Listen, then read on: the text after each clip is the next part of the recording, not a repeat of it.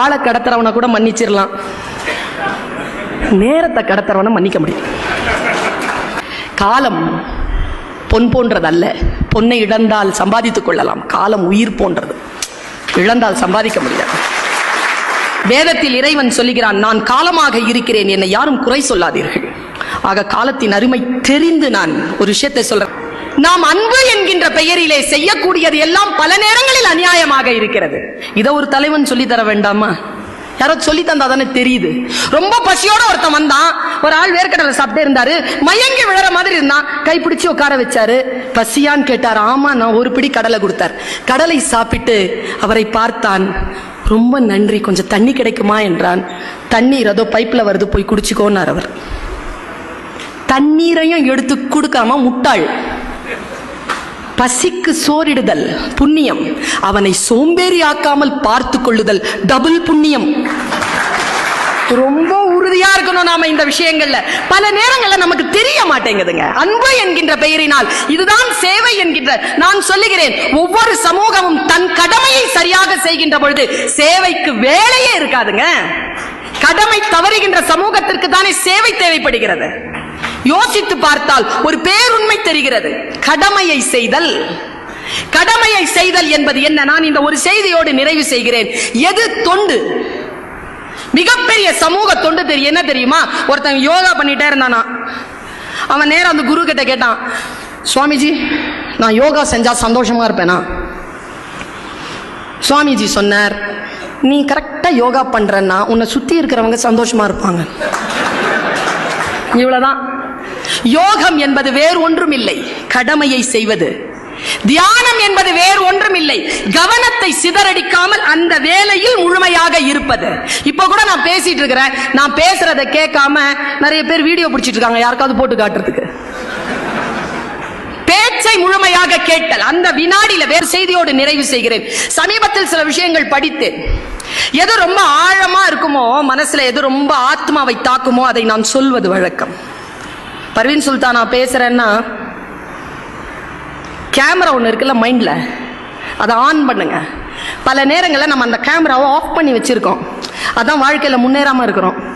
எவனோ ஒருத்தன் கற்பனையில காட்டியதை மட்டும் நாம் பார்த்து கொண்டிருக்கிறோம். நம் கற்பனைக்கு இடமில்லாமல் போய்விட்டது. கற்பனைக்கு இடமில்லாமல் போகின்ற சமூகம், அவங்க சொன்ன மாதிரி குட்டை நீர் தான். கற்பனை வளர வேண்டும். Imagination is more then knowledge. Einstein சொன்னது.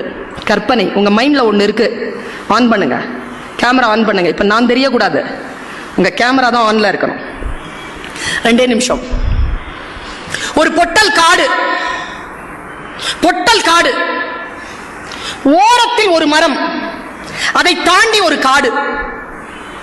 பொட்டல் நிலம், ஒற்றை மரம், அதை தாண்டி காடு. ஒரு மான் ஓடிக்கொண்டிருக்கிறது. தட்டு தடுமாறி ஓடுகிறது மான், பதட்டத்தோடு ஓடுகிறது மான், அப்பப்ப திரும்பி திரும்பி பார்த்து கொண்டு ஓடுகிறது மான். கேமராவை கொஞ்சம் திருப்புறோம், எதை பார்க்குதுன்னு. அங்கே ஒரு வேடன் அம்பை குறி வைத்துக் கொண்டிருக்கிறான். அந்த மானை குறிவைத்துக் கொண்டிருக்கிறான் ஒரு வேடன். அதிலே அகப்பட்டு விடக் கூடாது என்று பதறி பதறி ஓடுகின்ற மான் அந்த ஒற்றை மர நிழலில் கொஞ்சம் ஆசுவாசப்படுவதற்காக நிற்கிறது. அதன் கால்கள் விதிர் விதிர்த்துக் கொண்டிருக்கின்றன.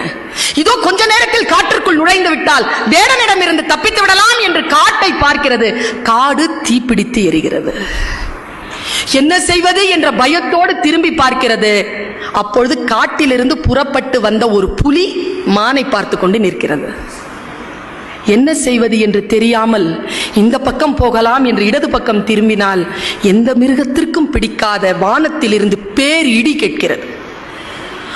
அந்த வினாடியில் அது காலெல்லாம் நடுங்க யோசிக்கிறது. அதனால் அடுத்த அடி எடுத்து வைக்க முடியவில்லை. காரணம், அது பிரசவ வலியில் இருக்கிறது. இவ்வளவு சூழல். அப்பொழுது அது தன் ஆன்மாவிடம் பேசுகிறது. நான் என்ன செய்ய? ஆன்மா அதனிடத்தில் கேட்கிறது, ஏ மானே, திரும்பி வேடனிடத்தில் போய் அடிபட்டு சாக போகிறாயா? எரிகின்ற காட்டிலே போய் சாக போகிறாயா? அல்லது புலிக்கு இரையாக போகிறாயா?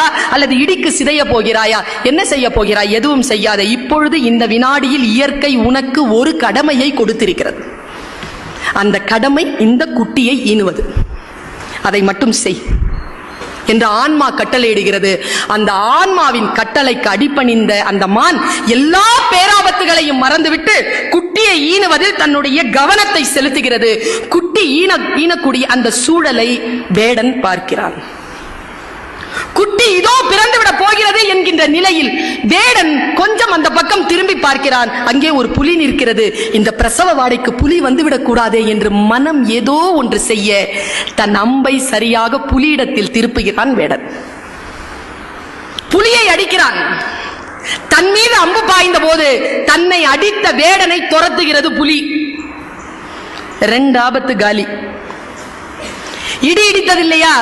அந்த வினாடியில் பெரும் மழையாக பெய்து காட்டிலே இருக்கக்கூடிய தீ அடைகிறது. இது கதை. சொல்லும் நீதி என்ன தெரியுமா? நீ உன் கடமையை முழுமையாக செய்தால் உன்னை சுற்றி இருக்கக்கூடிய பேராபத்துகளை இயற்கை பார்த்து கொள்ளும் என்கின்ற ஆழம். நம் மனம்தான் நமக்கு குரு, நம் மனம்தான் நமக்கு தலைமை. இந்த தலைமை சரியாக இருந்தால் சுற்றுச்சூழலும் சமூக தொண்டும் மிக சீரிய அளவில் இருக்கும்.